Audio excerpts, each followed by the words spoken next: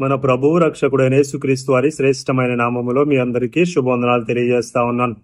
కాబట్టి మన రోజు అనుదిన వాక్య ధ్యానంలో భాగంగా 27వ సామెత మొదటి వచనాన్ని ఒకసారి మనం జ్ఞాపకం చేసుకున్నట్లయితే, రేపటి దినం గురించి అతిశయపడకము, ఏ దినమున ఏది సంభవించునో అది నీకు తెలియదు అని మాట్లాడుతా ఉన్నాడు.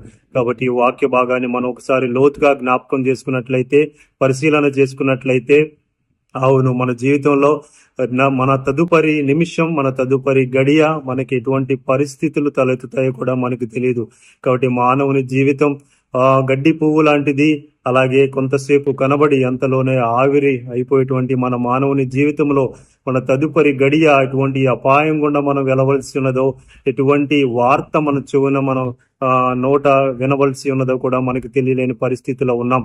దీనికి కొనసాగింపుగా మత్తయి సువార్త 6వ అధ్యాయంలో ఆఖరి వచనాల్లో స్వయాన యేసు ప్రభువారు దేహ సంబంధమైన విషయాల గురించి ప్రస్తావిస్తా ఉన్నారు. దాన్ని ఒకసారి మనం పరిశీలన చేయగలిగినట్లయితే, మీరు ఏమి త్రాగుదురో, ఏమి తిందురో, ఏమి ధరించుకుందురో వాటి గురించి చింతింపకుడి.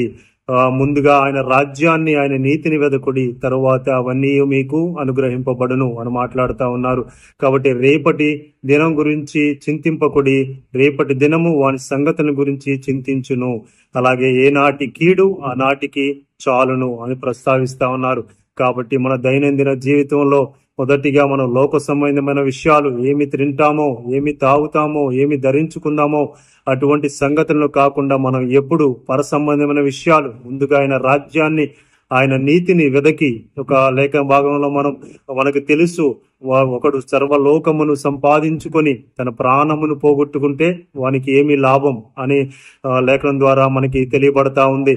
కాబట్టి మనం ఈ లోక సంబంధమైన విషయాల మీద కాకుండా కేవలం పర సంబంధమైన విషయాల మీదే మన దృష్టి కేంద్రీకరిస్తూ, మన గురి అంతా పరలోక రాజ్యమై ఉన్నది. కాబట్టి ఆయన చూపించిన నీతి మార్గంలో ఈ భూమి మీద మనం బ్రతుకుతూ, ఆయన రాజ్యం కోసం పోరాడుతూ మన జీవితంలో ముందుకు సాగుదుము గాక.